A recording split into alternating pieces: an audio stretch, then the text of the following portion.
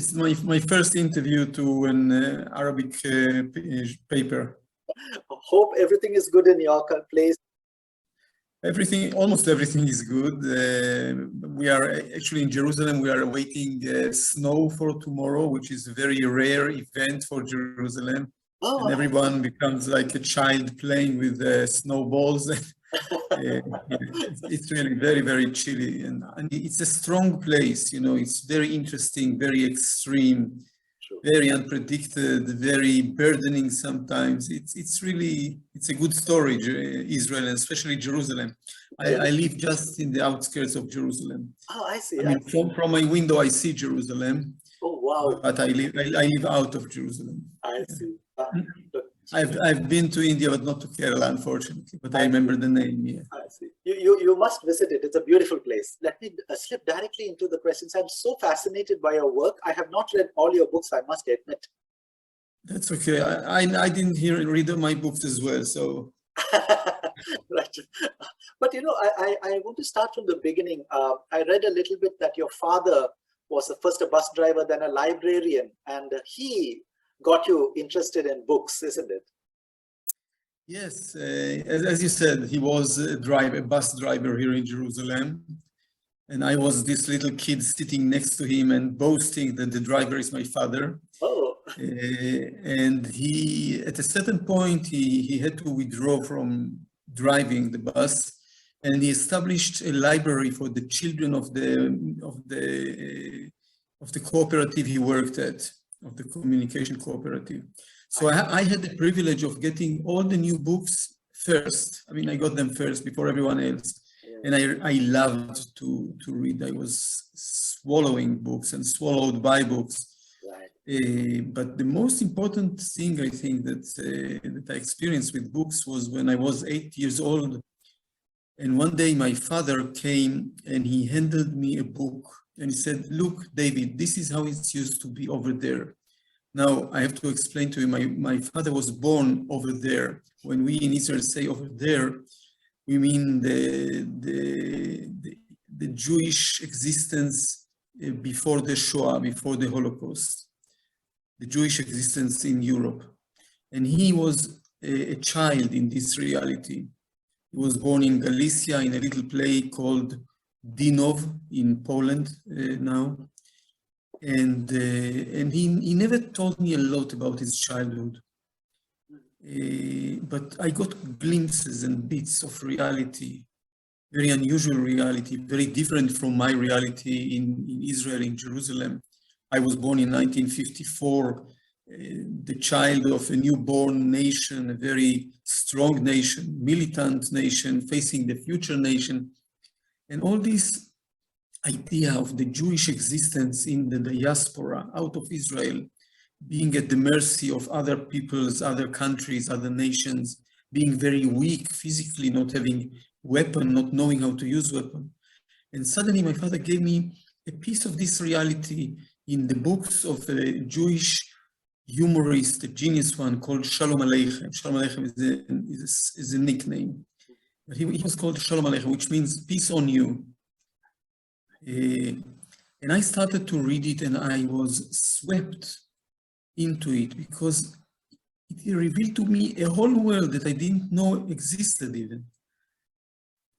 Sorry, a world of the Jews who lived in the diaspora, who experienced misery and fear of being uprooted at every given second. And I read it and it was, you know, it's like for a boy or a girl today to read Harry Potter for the first time.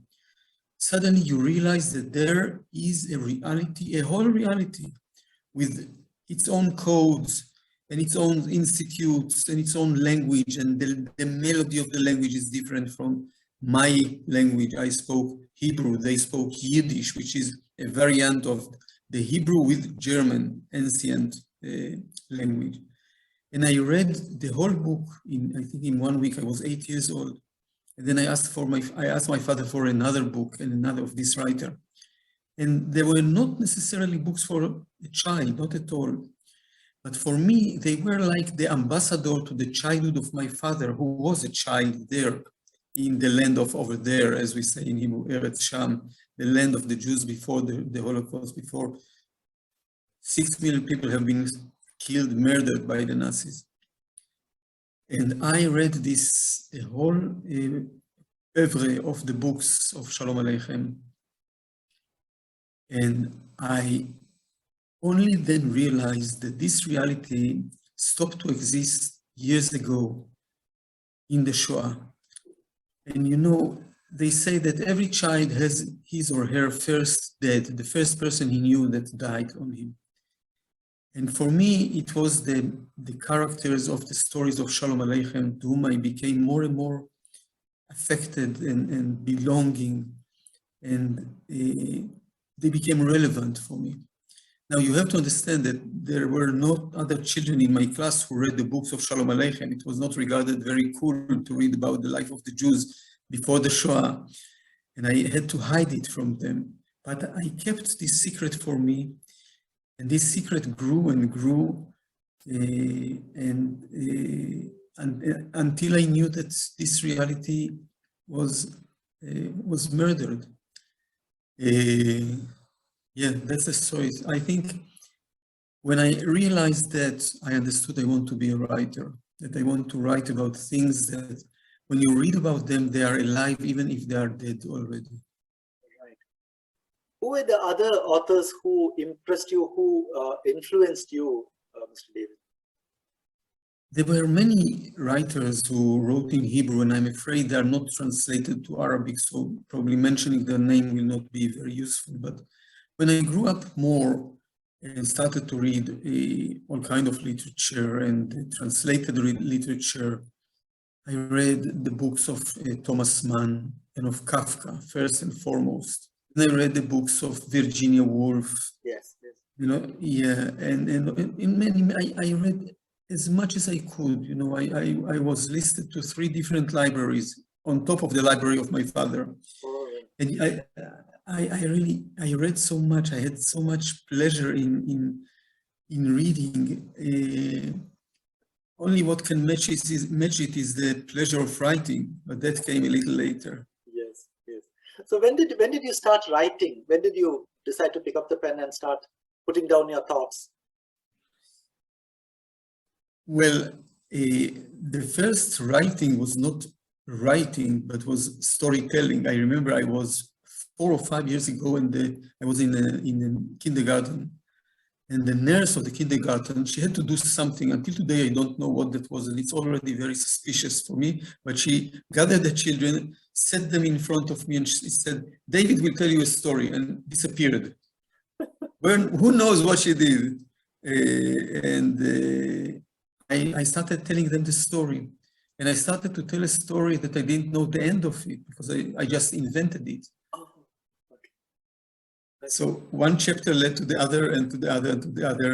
And I think then I realized how much you can touch the heart of people through storytelling.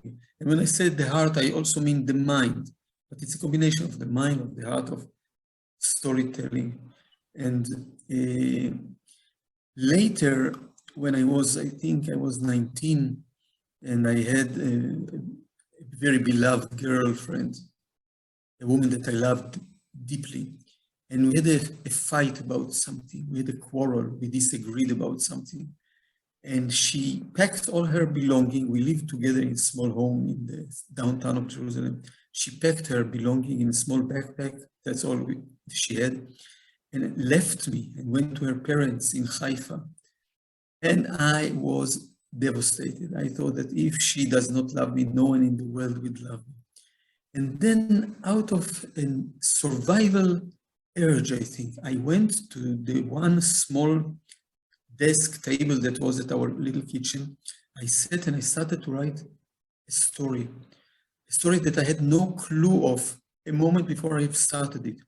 But things poured out of me, words poured out of me. And I wrote a whole story about, don't ask me, about an American soldier who fought in Vietnam and didn't want to continue the fight anymore, and he deserted it and ran out to Austria, of all places, and he's totally alone and totally isolated. Nobody wants him, nobody cares for him. And the only warmth that he gets is once a week a visit to a bunch of donkeys near some little hotel, and he brings them food, bread to eat. They give him this warmth, this almost human warmth. I love donkeys. In every one of my stories, must be a donkey. And I wrote it. I didn't have a computer then. It was before the PC, on the personal computer. So I wrote it long-handedly, and I put it in an envelope and sent it to her address in Haifa. And 3-4 days later, she came back. And we are together for 46 years now. Oh my God. So wow, there are some good side effects to literature, to storytelling. Beautiful. Oh my God, that's so beautiful. That's so beautiful. That's a true story. So, so that started your writing career, I should say. Yes, you can say so. Yeah. What was the title of that story, Mr. David? It's called Donkeys. Ah, okay. Donkey. It's my first story. Chamorim, Himar. I see. And then you have written fiction, you have written non-fiction, you have written children's literature, isn't it? Yeah. Yes, I wrote fiction. I think I wrote 10 books or so. And I wrote many books for children. I love writing for children. Maybe we should talk about it later. Why is it so important to read stories to a child who still cannot read? And I wrote also documentary books, several documentary books, and all of them are about the tragedy of the Israelis and the Palestinians who are intertwined together, and we don't know what normal life is, not us, not the Palestinians. We just survive from one catastrophe to the next. This is not life, this is survival only.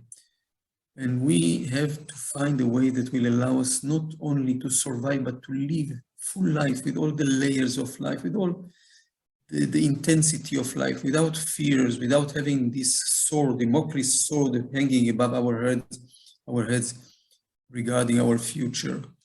And I wrote an opera for children, and well, I try to explore writing, as you see. Right.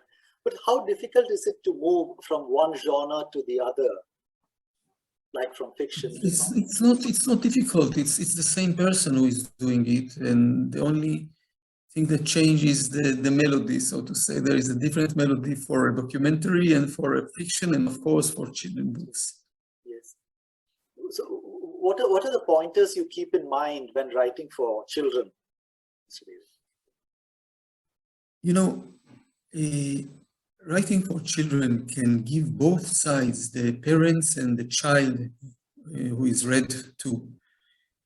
It can give them a very special opportunity to come closer to each other, to disarm themselves from all the tensions and the demands of the everydayness. You know, the parents say, you promised to organize your room, you didn't do your homework, you didn't take a shower. And the children said, yes, but you said you will buy me this and that, and you will take me to this movie. And suddenly, before the child is putting to bed, there is these 10, 15 minutes of softness, tenderness, where you can really disarm yourself from all these demands and tension. And you curl together, and the father or the mother starts to read the story to the child. And the stories for children, at least I'll talk about my books for children. I try to explore with the child the reality that maybe he or she cannot explore at home, maybe a more absurd-like way of thinking, or very humoristic way of thinking, very funny, or using words that maybe this child has not heard them at home, because these words are not part of the vocabulary of the family. But in the book, or from the book, he can get it, or she can get it. And I remember myself as a child when my father read goodnight stories for me, and there were always some words that I did not understand, some very exotic words. And my father wanted to explain to me the words, and I said, no, I don't want to know. I like the exotic dimension of it. That they were left at the room even after my father left. They were stayed in the room even when my father left the room and gave me a good night kiss. And they, as if they flickered in the darkness, these words that I did not understand. And slowly over the years, I started to understand them. And I always feel that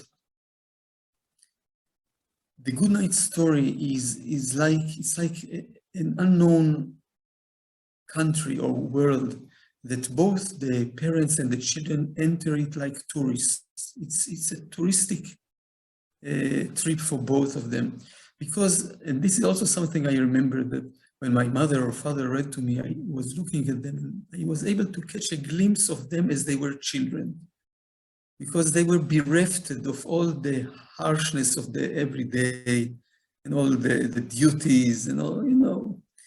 And I also remember once, it was the 21st of December, and I put my son, Jonathan, my eldest son, Jonathan, I put him to bed, and I told him, offhandedly, I told him, you know, Jonathan, tonight is the longest night of the year, the 21st of December. I just said it without thinking, and I gave him the bottle to drink and the teddy bear and the monkey and all that, and I went off to do my business. At 5 o'clock, I think, or 6 o'clock, the child bursted into our room and he was all sweat and all excited. And he said, Daddy, Mommy, wake up, this night is over, it's over. So you understand how difficult it was for him this night, as if he has crossed all humanity in this night. Because for him as a child, it's not taken for granted that the sun will rise again. It's a wishful thinking. Also for us, maybe tomorrow it will not rise again. But he was so primal that for him, it's not taken for granted. And when I write for children, I want to put myself in this place of the never taken for granted. Everything is a magic, is wonder, is a great surprise. Yes.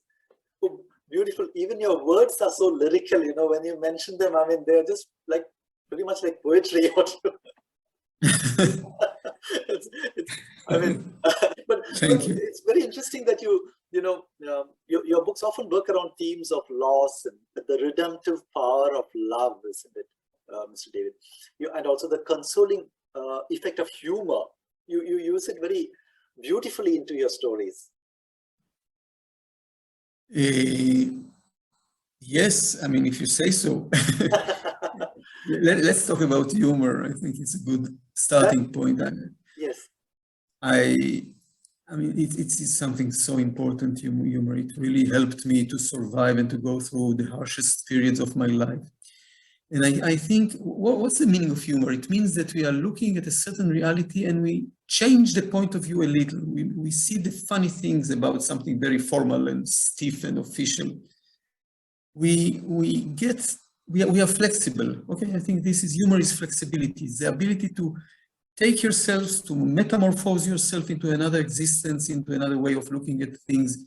Suddenly, you are not obliged to the rigidity in which reality tries to impose on you. Suddenly, you are a rebel. You know, you are going against the stream.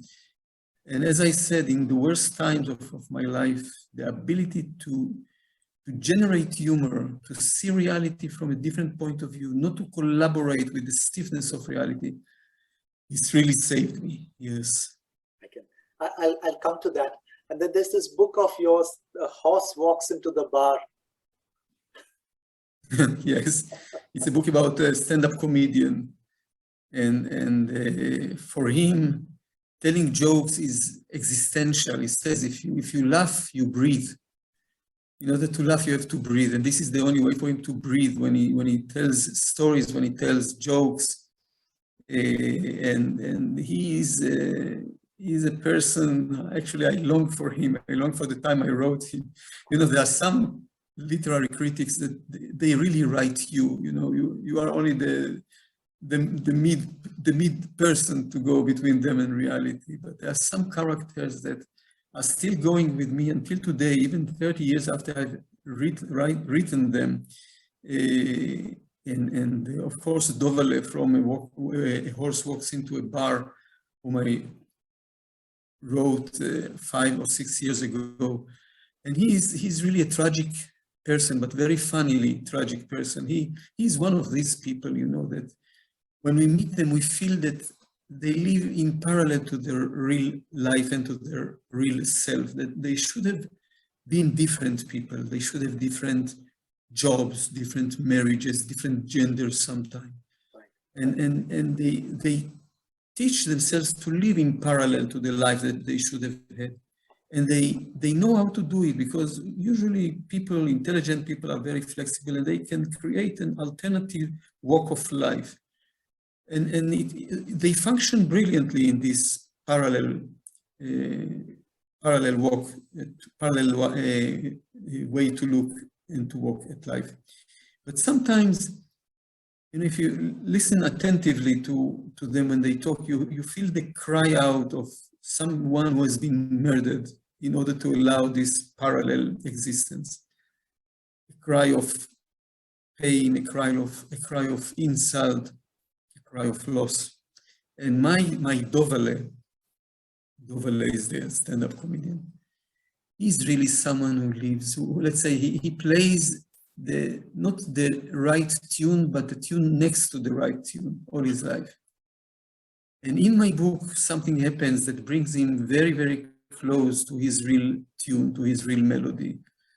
I think in general, this is something that literature can do to writers, but also to readers. How many times in my life I remember that a book, you know, tuned me, gave me a language, gave me some notes, gave me an understanding that I can be more accurate in my observations, taught me to insist on nuances. This is so important. You know, we live in a thick world, the world that is being formulated in such a thick way, mainly by the mass media.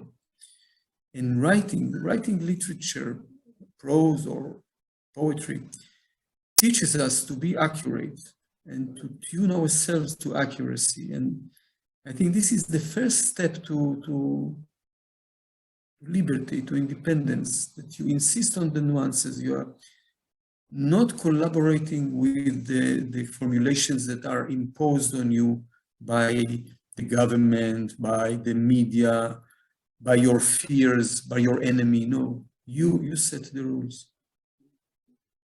And you also included a few jokes, which one of them was, you said, was your own in that book. Yeah, but I don't tell what that was. But I tell you, I can tell you, a horse walks into a bar joke. He came into the bar and he asked the barman to give him a chaser of vodka.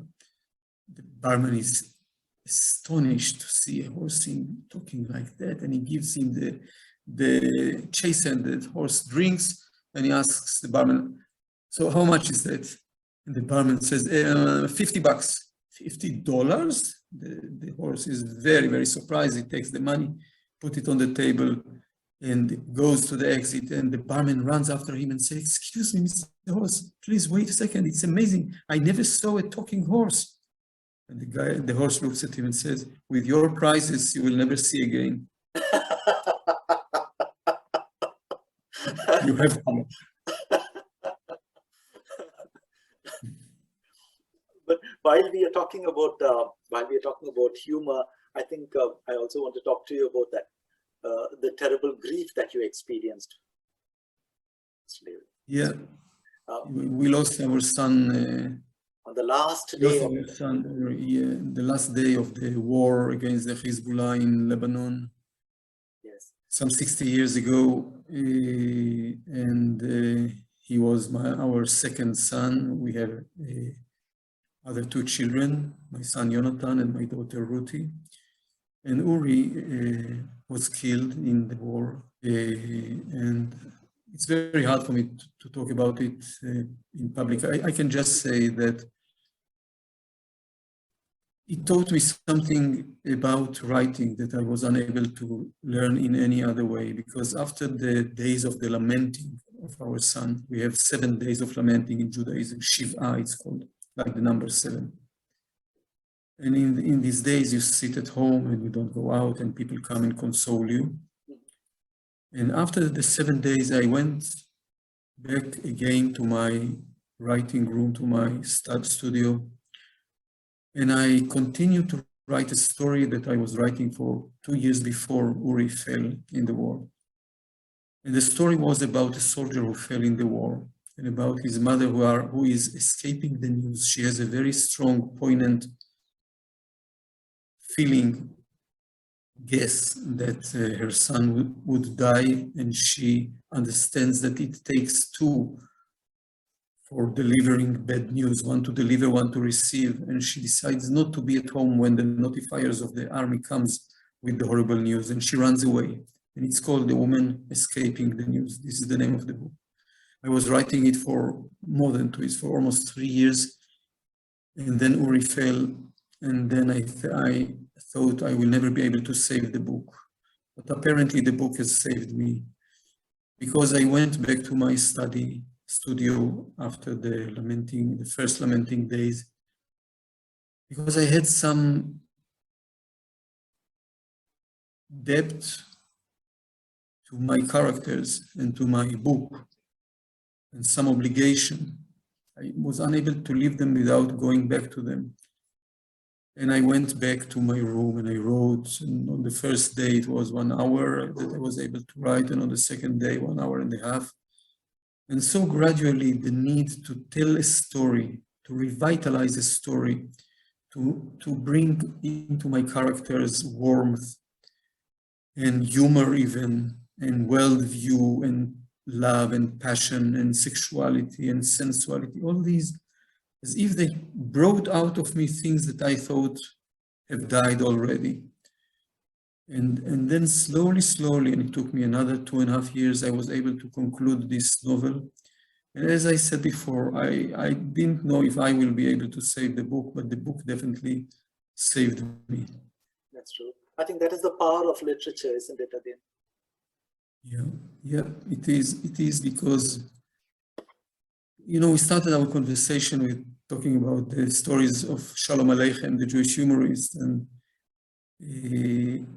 we come near the end in talking about the power of language and how it can change reality.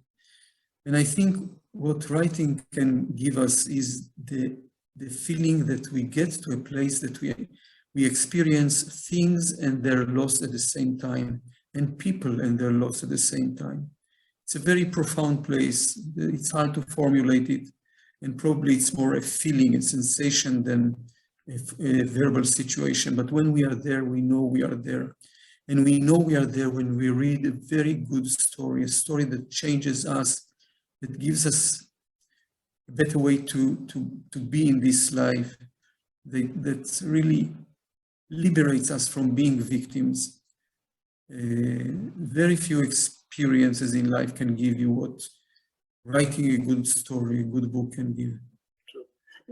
You mentioned about the power of language, and one point I wanted to talk to you about, Mr. David, is the importance that's needed to be given to translations. Because when a book is translated, you once mentioned that translating is a kind of sorcery.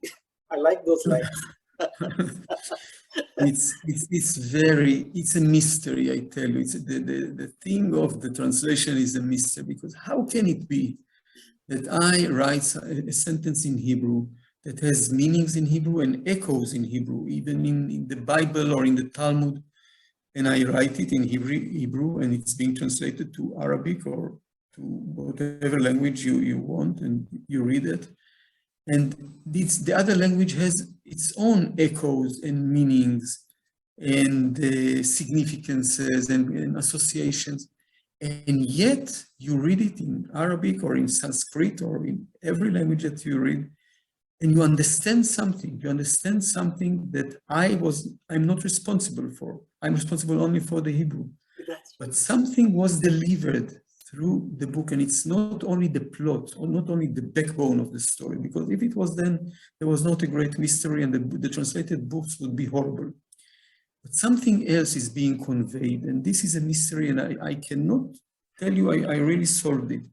But I tell you what I do. With every new book, I gather some of my translators, 12, 15. Yes, you once got 15 translators into a room. That's not easy. But for a week we stayed there, the 16 of us, 15 translators, one writer, and I read to them the whole book out loud. I read a paragraph and I paused and I stopped and I waited for them to start to consult amongst themselves. And the German consults with the Dutch, and the Norwegian with the Swedish, and the Serbian with the Croatian, and the Czech with the Romanian and the Polish. And they found solutions to so many problems of translation. But more than that, I think, more than that, they heard me reading my book. They heard the music or the melody that I hear when I am reading my books. And as I said, this is the most important thing. Maybe this is the secret of a good translation, that they read, that they heard the melody. And you know, it was such a wonderful experience. I did it already 3 times. And it means that for a week, each time with every new book, for a week, we isolate ourselves from reality. And we live in the reality of the story, and we start to speak like the characters of the story. And we use their humor and their proverbs and their slang.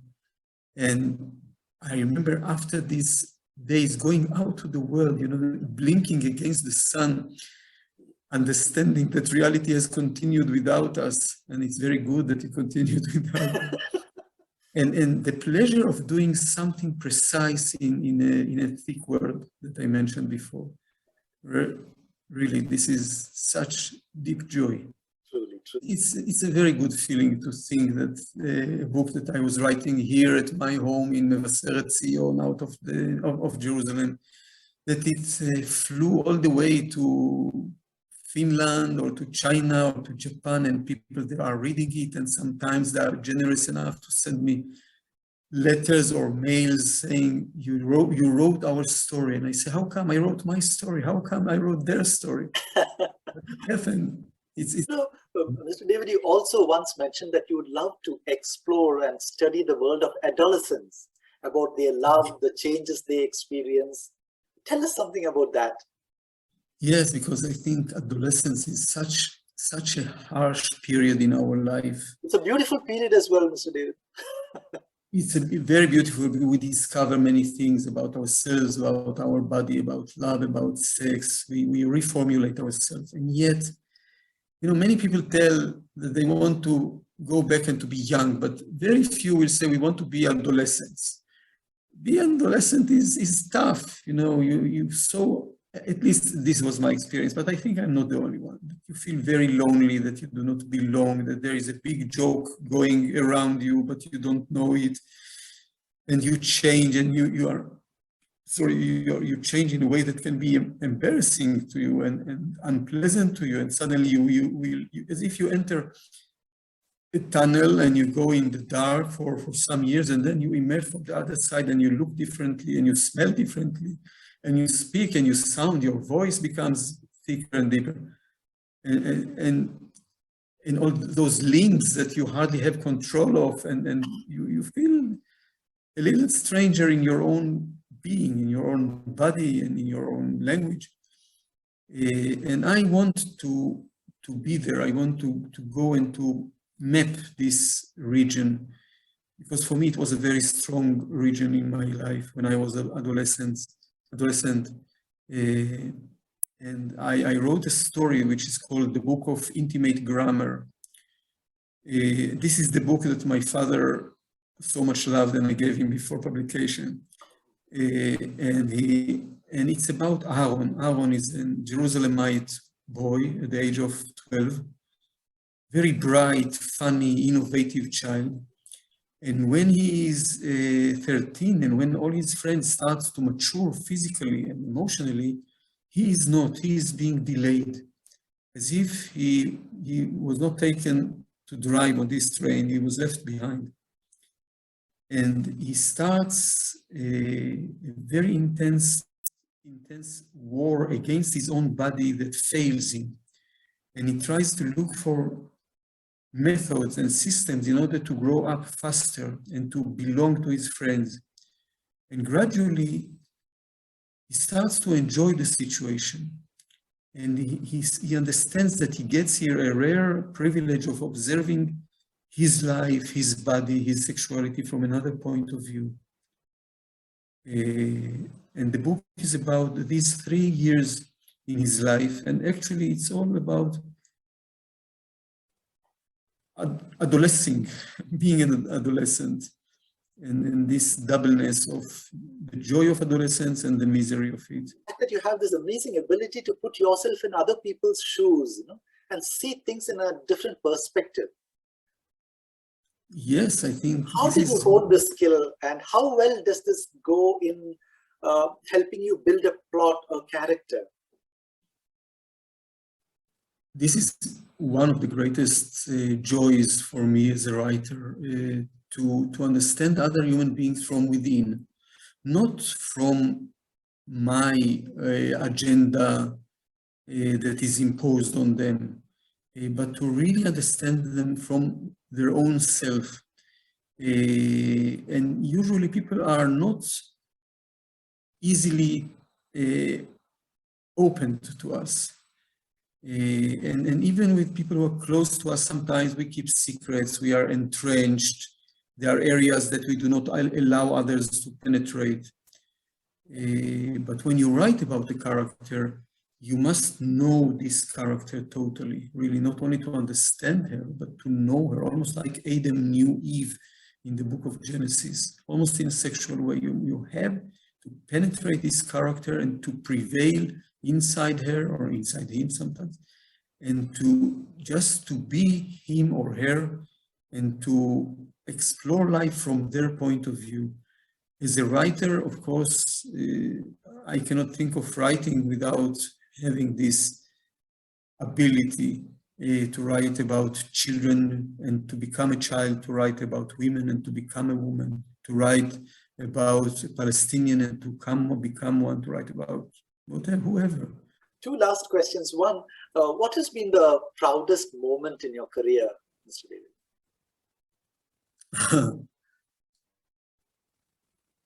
Well, probably there were some, but I remember it's a little story that a daughter of a friend told me that she went with her boyfriend in a little village in Slovakia.